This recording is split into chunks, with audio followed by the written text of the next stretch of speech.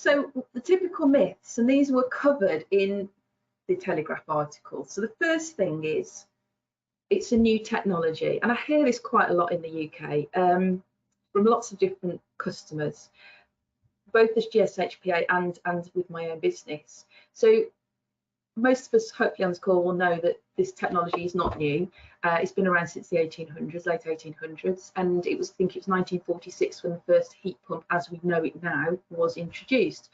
So that's the first myth. It's new technology. We need to wait till it's ready to go. It's not really ready yet to be deployed in the UK. So yeah, we shouldn't do that.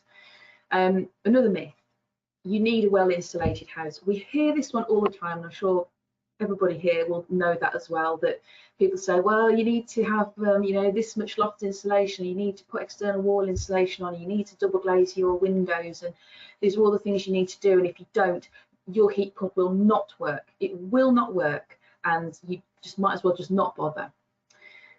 Low flow temperatures won't heat a building. You know, we need 21 degrees in a house, but of course you need to burn gas to make 80 degrees seawater. Of course you need to do that, and if you don't do that, you're going to be cold, which actually is just so not right. It's unbelievable. But that is another thing. People think low flow temperatures, you just won't get your building up to temperature. Emitter wise, you need underfloor heating. Heat pump won't work with radiators. It won't work with an air handling unit. Or you need to pull up all your floors and put new pipework down everywhere, and you need to have brand new radiators which are going to take up the entire space of your lounge, and you won't even be able to get your sofa in there, so don't do it. That's another myth. UK temperatures here, it's too cold for a heat pump to work, whether it's ground source or air source, it's too cold. Too expensive to run. Yeah, okay, and also it's not really a myth, but it's another thing that people have said is, well, we'll wait for hydrogen, we'll wait for that to be developed, and then we'll all use that instead of natural gas, and we'll carry on as we are. So those are some of the myths. So just to combat each one of those in turn, and of course there's a lot more myths than that, but those are the typical ones that come up time and again. So first of all, it's a new technology, it's not ready. As I've already said, heat pumps have been around for a very long time. The thermodynamic process has obviously always been there, but it was discovered and put to use in the 1800s. In the UK, there are thousands of heat pumps deployed, some of them great, some of them not so good. But unfortunately in the UK, because of the consistent low gas price that we've had up until very recently, that's actually held back people doing anything other than putting gas in. If you look at somewhere like Scandinavia, it's the opposite way around. They had high gas prices, so they had to go down either the biomass or the electric route. So they've been using heat pumps for a long time. In the UK, it's the same technology, it's the same box, but it's the fact that people are so used to having gas boilers, and now we're having to peel people off gas and actually put a heat pump in instead. So people think it's new, it's not. You need a well-insulated house.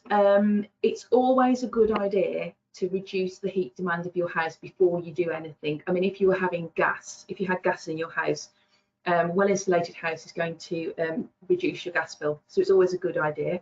Fabric first is always the first thing that we would look at on the job. But if you look at some of the National Trust properties, some of the big stately homes in the UK, fabric first is just not an option. You can't put double glazing in some of those properties. You can't externally clad them. You might be able to put some loft insulation, possibly, but they're still having heat pumps put in, and they're still working extremely well. So it's not a blocker. You just have to design it correctly. Which brings me to the next point. So low flow temperatures won't heat a building. As I say, if you need 21 degrees in your lounge, do you need to generate 80 degrees seawater at your boiler? The answer is no. As long as you've designed the system correctly and taken into account the building as a whole, which may mean upgrading some emitters, or it may not. It's not a given. So provided that you have designed the system correctly, it's not a problem. And then the other question is, what's the low flow temperature? So traditionally heat pumps have worked at say 45, 50 degrees flow. Now we have the natural refrigerant heat pumps coming on board, which can operate at 70 degrees, 80 degrees, 90 degrees with ammonia. Obviously, going back to the original aim of efficiency, the lower the flow temperature, the better, because you will get better efficiencies. But you can actually deliver 80 to 90 degrees C into big heat networks and into buildings. So, you know, heat pumps don't necessarily just produce 40 degrees C, and therefore you have to have masses of underfloor heating. It's not the case anymore. Again, underfloor heating, providing that you've sized your radiators or your other emitters correctly. You might find that your radiators are actually oversized. So if that's the case, the chances are you might be okay with a heat pump. But again, it comes down to the design. Has it been considered what the emitters are, and are they correctly sized for the temperatures?